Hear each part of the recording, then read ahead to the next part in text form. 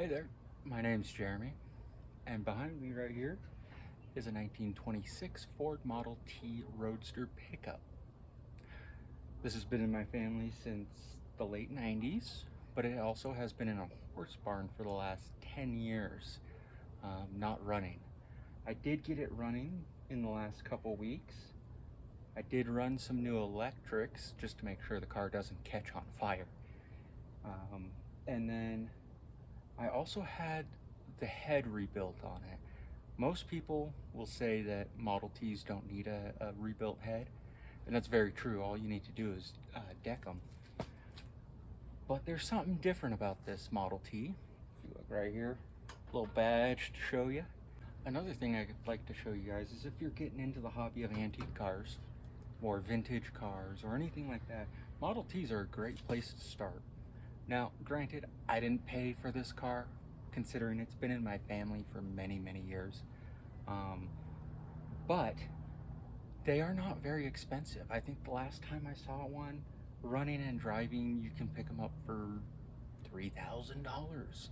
And honestly, for an antique car, that's not bad.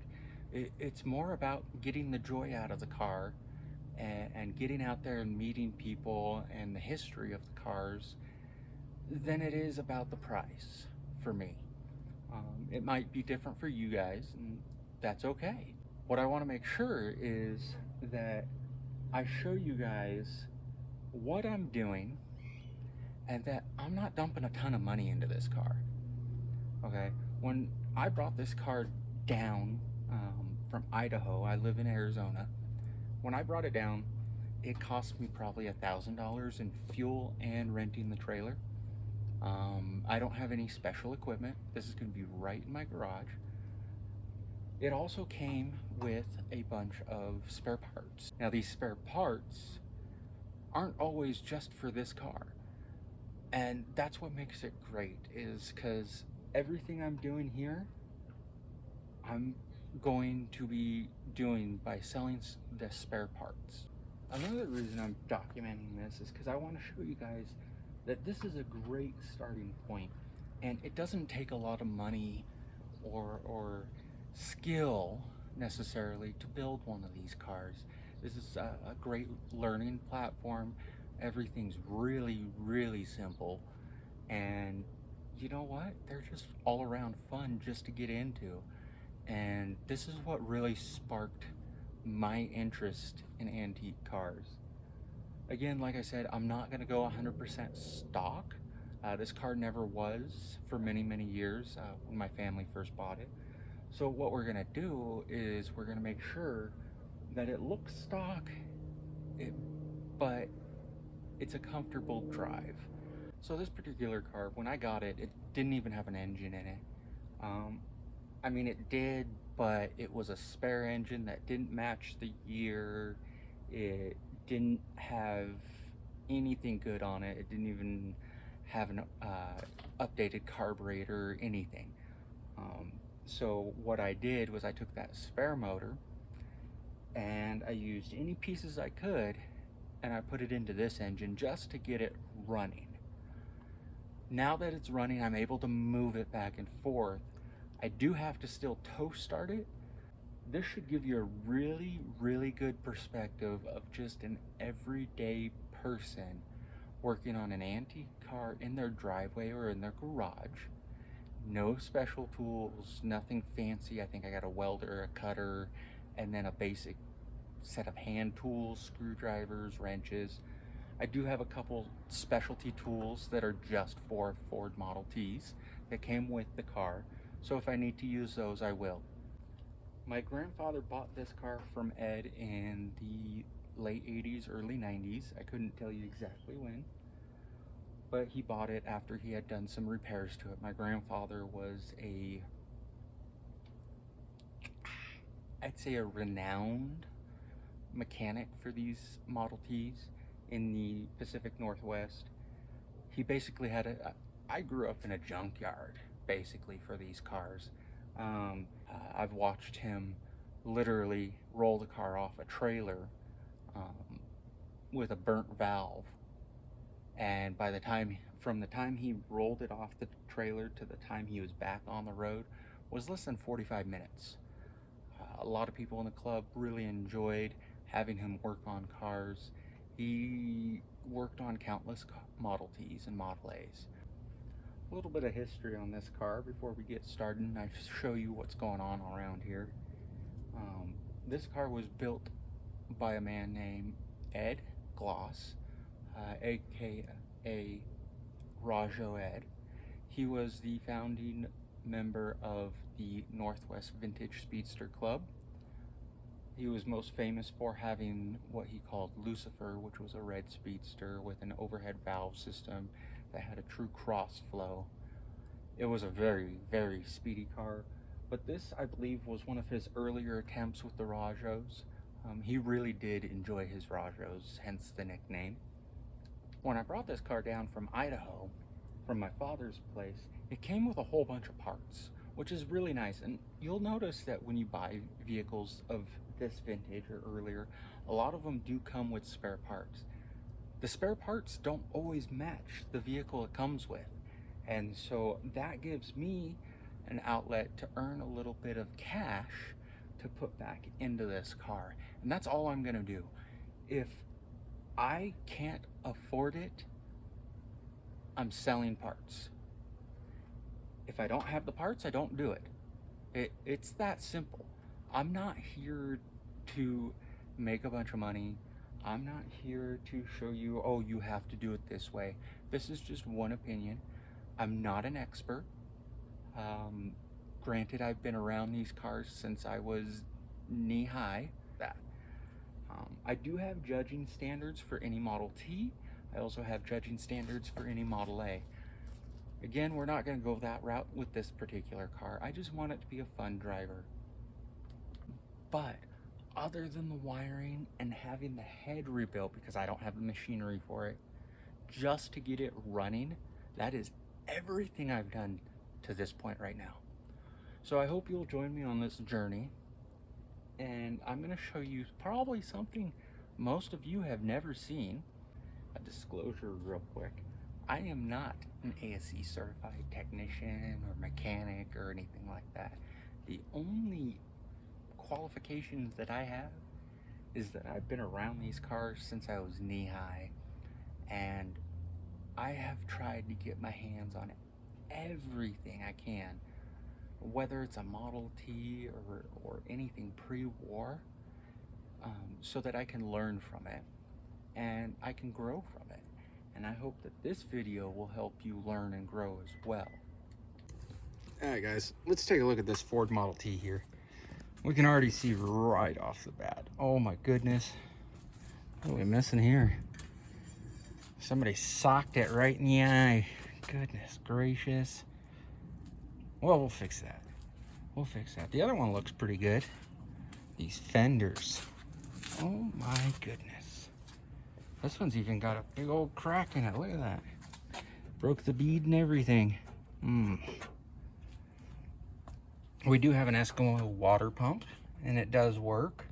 The reason the belt is not around it right now is because the belt did snap, which is never any good. And then of course we're running a 12-volt system, and I have a 12-volt coil there, external condenser, and it goes into a VW 4-cylinder distributor. This right here is our Rajo overhead valve system. It is an 8-valve system. It is not a cross flow. They consider these more of the commercial style for heavy duty trucks, just to give them a little bit more pep. It definitely does give it some more pep. The other thing we're looking at here is, you can see I did start working on some of that wiring here. Oof. Radiator's got a little bit of a leak, but you know, no big deal.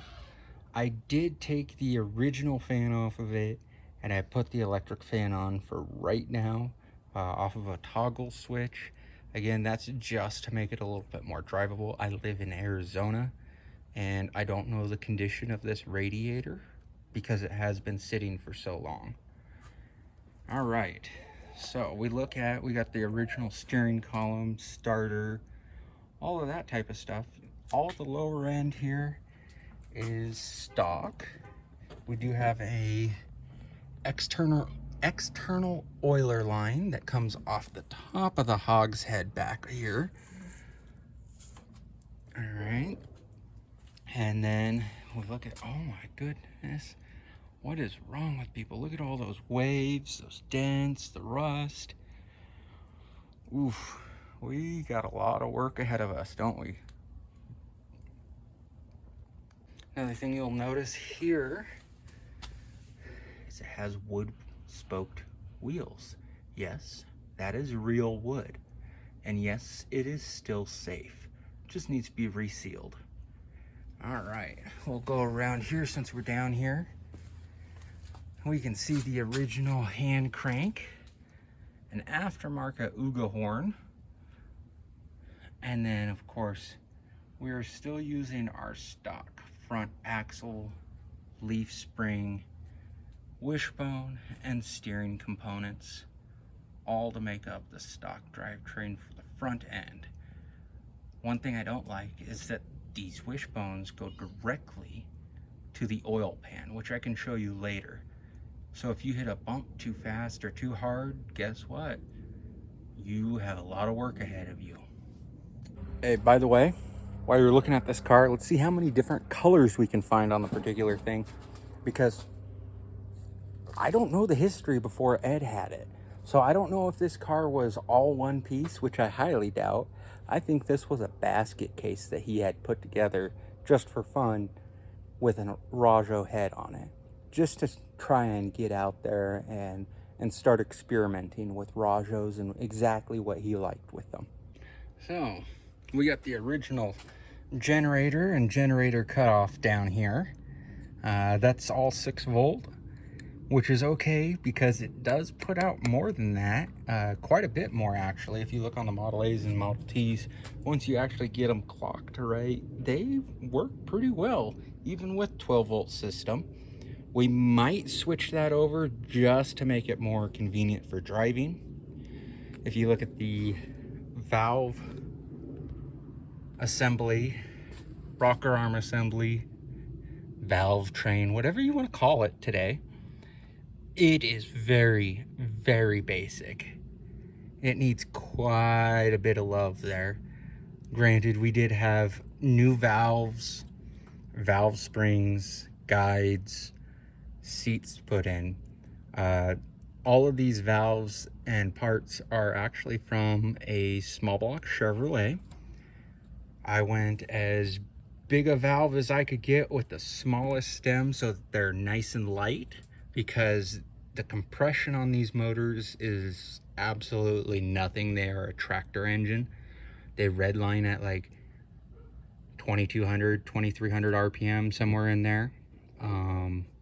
So we want to make sure that even though we are, you know, moving down the road and we may have more lift or whatnot from an aftermarket cam, if it has one, that we still have enough return to make sure that what little compression we have is definitely going to be there.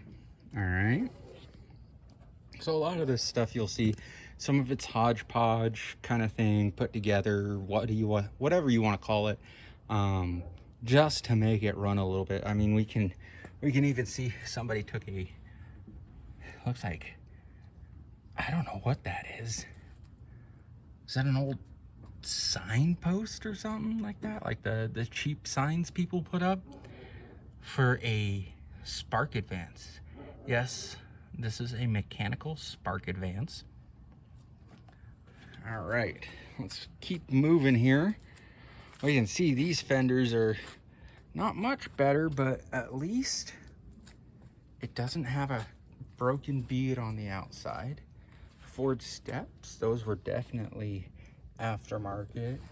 We have a running board toolbox here that's full of who knows what. Let's see what we got here. Oh Lord, that itself might just be a video right there. Let's pretend we didn't open that and just leave that there. All right. Oh goodness. To open the door, you got to do it on the inside. Very, very basic setup. If you look inside here, not a whole bunch of room. And of course the interior is half thrashed. I think this spot right here is where Dad and Grandpa would put their hands as they got into the car, because there's not much room for your feet and legs to go in there, so you gotta kind of squeeze your way in. All right, after you squeeze your way in, you have a few different setups here. That button on the floor for you people that don't like millennials. This is even older than that. Believe it or not, that's not for the headlights. That is your starter button. Yes, your starter button. Your starter was engaged by your heel, the heel of your foot. And that's if you had a starter in these Model Ts. They didn't become a option, factory option, until 1919. So you can see there are a ton of plaques here and a ton of fallen down from over the years. This car has been to a lot of different places. Oh, look at this. Mustang rally in 1970. Mustang rallied right here in 1969. Look at that, Mustang rally. Oregon's first annual Shampooey State Park. All Ford picnic. Well, that's kind of cool. Well, this is definitely a Pacific Northwest vehicle, huh? Let's see, the Dalles. If you haven't been out to the Dalles, I highly suggest it. They had a fire a couple years back, and it's starting to grow back. It's still a beautiful place to go visit. Of course, you notice on the dash, you only have one gauge. That particular gauge is an ammeter. Yeah, that's all you get. Very, very bare bones basic. This particular item right here is our shifter for our 2-speed rear end. That's aftermarket. So yeah, if you didn't have that, you'd have a little bit more foot space for your passenger, but that's all right. We want to go faster, right, guys? All right. You can see some of the hodgepodge wiring I did just for safety's sake and just to get the car running. Now you guys probably see that there are 4 pedals there. Yes, I did say 4 pedals, and only 3 are factory. All right, this particular one right here is aftermarket. That is your foot feed or your foot throttle. So you can run your carburetor from your foot. That way it makes it a little bit easier to run through those fast gears. Then you got the 3 factory ones. The far one here that's been cut in half, if you look, you can see it. Somebody cut it off. Anyhow, that is your clutch pedal, and it works as a 2-way clutch, believe it or not. So when you release it, it does go into a high gear, but when you push it all the way down, unlike a normal clutch, this one actually goes into low gear. These transmissions originally were like a 2-speed power glide, but instead of having mechanical or electrical solenoids, you did it by your foot. All right, now that we covered the clutch, we're going to cover the other pedal that has not been cut on the far side, just because they match somewhat. They should match. Anyhow, this is the only brake it came with, and this is a transmission drum brake. So if you broke a rear end, you were screwed, right? Which is why we're going to put the Rocky Mountains on, just for safety's sake. And the very last pedal right here in the center, no, that's not a brake. That is a reverse gear. Yes, I said that correctly. That is a reverse gear. Again, this is just like having a transmission, 2-speed power glide transmission, except you have to do all the shifting. Okay?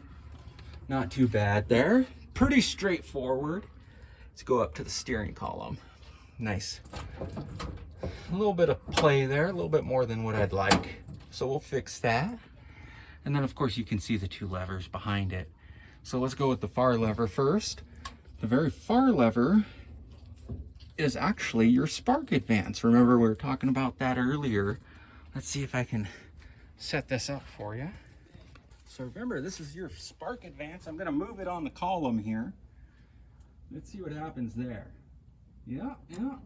Looks like that distributor's moving quite a bit, huh? Just a little bit of movement from that distributor. All right, now that we've covered the distributor, let's go back.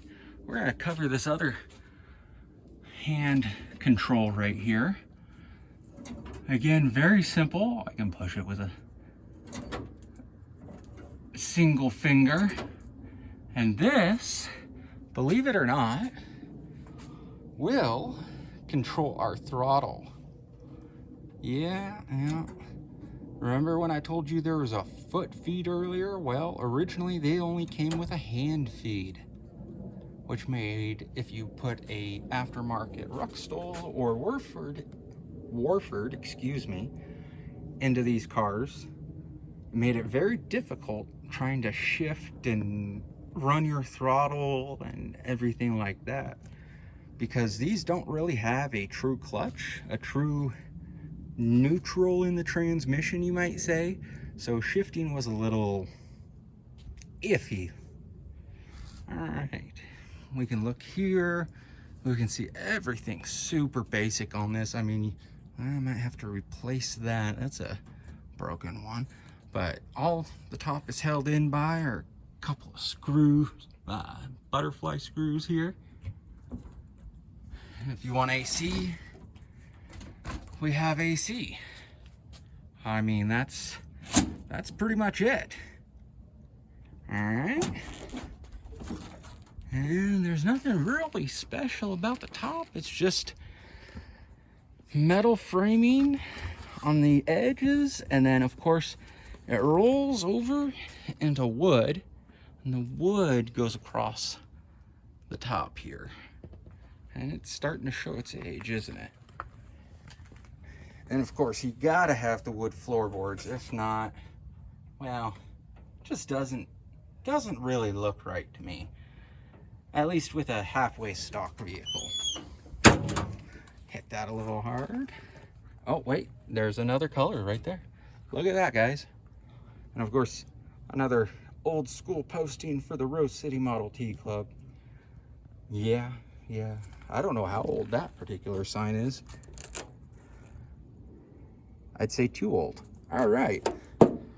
So now we go back here. We got the full fenders with the pickup. And of course, decorations. Yes, it is that time of year. Clear window in the back. And this is what those wheels are supposed to somewhat look like, except for these ones are still beat up. It looks like I got a bit of a gap right there I may have to look into. They're still pretty tight. All tires are holding air. I don't remember the last time I put air in these tires. At least a month ago. And of course, Durf's slow tow. We're not going to go that fast. Story behind that. My dad's name is Fred, and so Fred backward is Durf. And the car originally had Ed's Towing on the side, so we decided to go with Durf's slow tow. Those fenders are pretty beat up, aren't they? No broken beads though. And then of course, bowed tailgate and the straight pipe coming out. These two lights in the back here, right about there and there, are turn signals originally. Whoa, focus in, there we go. And I just don't like the way they look. I don't. They're bulky, they're ugly, they're blah. So we're gonna change that up. All right. Oh, this stuff is still good. Somebody tried brazing this years back, who knows when. who. So just remember, guys, hang loose. Anyhow, we're gonna go over here. The silver light down here originally said stop, but we lost the lens to it on a tour one time. I just haven't found another one that actually fits that particular light. So instead, I found my father this aftermarket one. It does say stop when it lights up. When I get all the electrical fixed, you guys will see it.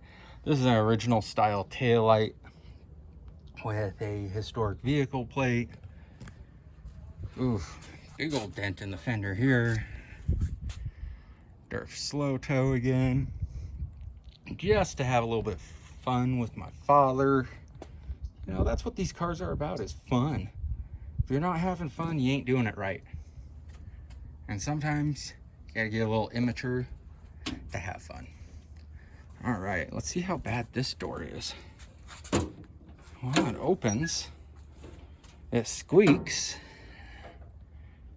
Oh, that's gonna need to be replaced. You can hear all that. This particular lever right here is your emergency brake, and also it kicks it into neutral. So if you put it halfway back or thereabouts, wherever you have it adjusted, you can only access low gear because it won't allow the pedal, your clutch pedal, to come up higher to engage high gear. Yeah, all right. Fenders, running boards. That's that ugly spot again. We're back over here. And we're gonna replace all of this eventually. And we have a turn signal switch right here, which, that's all right. And then this little switch right here is for the fan for right now. I plan on putting that on a temperature switch just so that it's more convenient and you don't have to forget about it. And then, of course, speaking of electrical, everybody has electric wipers nowadays, right? Oh, no. That's right. You got to do it by hand. If I can get the windows to line up. Let's try this again. Oh, there you go. Gotta love that. Oh, goodness. That squeak and everything. So we're gonna take care of that. We're not gonna do electric. Nah, we're gonna keep that still hand. And then the piece de resistance, the fuel tank. Yay! Let's have a bunch of fuel right above our feet as we're driving, and right behind all the heat and electrical. Yeah, that's where we want to put it. Oh well. We'll leave it there. Oh, there's another color, you guys. My goodness. Picture of the stickers here. I think that covers just about the outside of the car. If I missed something, please feel free to let me know. I'm gonna crawl under the car now and let's see what is underneath there. Now, we do have also the battery here. That is a 12-volt battery, but it would have came with a 6-volt. No, you don't have to crawl under the car to access it. It's just easier to show you that way. There is an access hole in the pickup bed that makes it very, very convenient to hook up and remove or disassemble, whatever you want to call it, that battery setup. Now, what I want to show you guys is how basic this setup is. All right. Mainly, we have our trailing arms that are over here and in the center. And that goes up to an enclosed universal joint. The drive shaft itself is enclosed. And that goes up to the back of the transmission. One thing you got to realize about the engine and transmission is they are one solid unit. So the oil pan is actually the oil pan and the transmission pan. They share the same bath. This is a splash oil system, which means there is zero pressure in that crankcase for oil, which is something we may or may not change. We'll see how much money we can come up with. You can see that there is nothing really to look at other than that. The bar that you underneath it, if you look right there, is actually for your emergency brake. Yeah, that's how simple it is all mechanical, everything. Now, I'll take you to the front end of the car and kind of show you the opposite view from the other direction to kind of give you an idea of how simple that one is. All right, guys, I crawled underneath this front end now, just to kind of give you guys an idea of what's going on around here and how simple it is. Almost looks like the rear end, except a little bit smaller, and it doesn't have the drive shaft going right through the center. Instead, we have the inspection cover.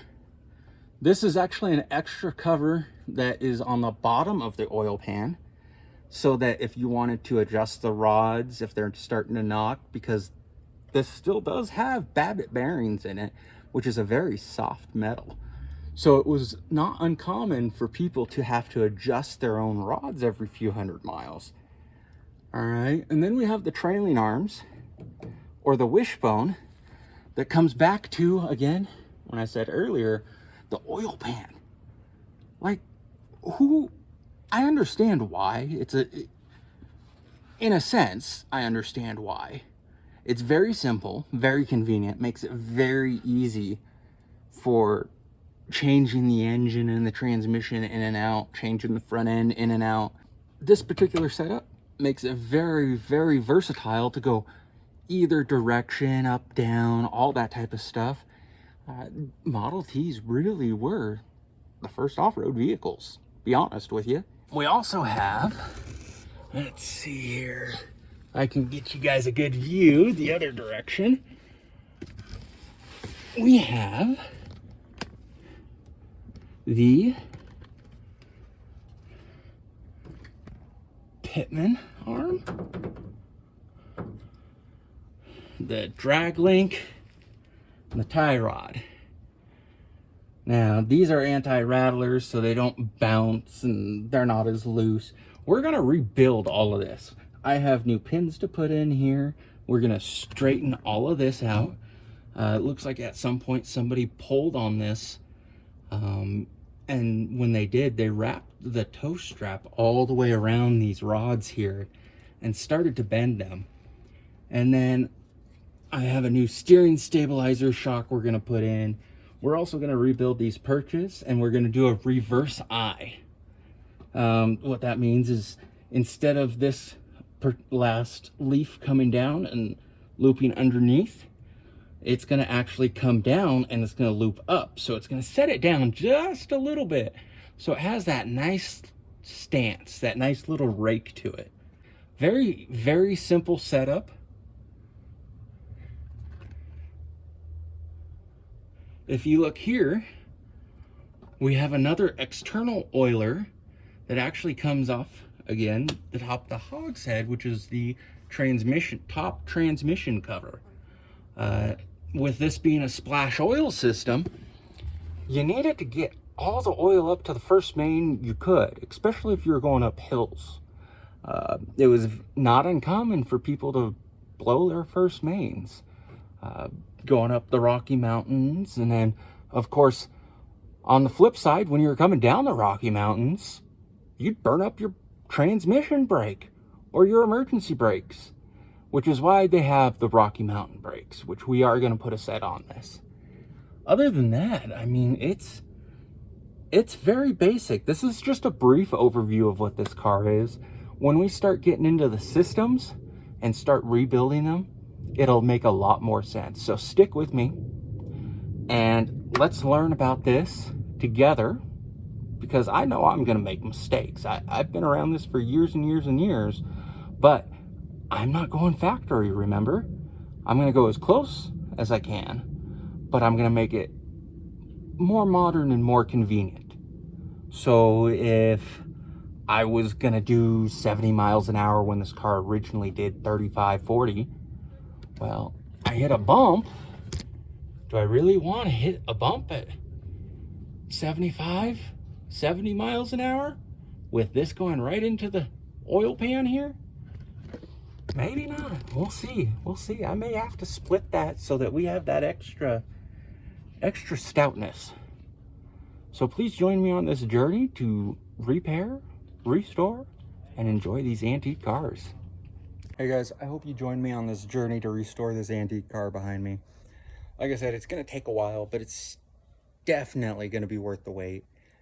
Along with posting here, I am going to post on my Facebook site. I have to remember what it is in a sec. Poor Boys Speed Shop. Boys as in plural. Because when I first started this, it was up in Oregon and I had a whole bunch of cars. And there's a couple buddies and I that started this on other cars. But we're gonna keep it going down here in Arizona and give you guys some content to look at. Again, hope you join me on this journey. My name's Jeremy. Don't forget to look up Poor Boys Speed Shop on Facebook. Talk to you guys later. Bye.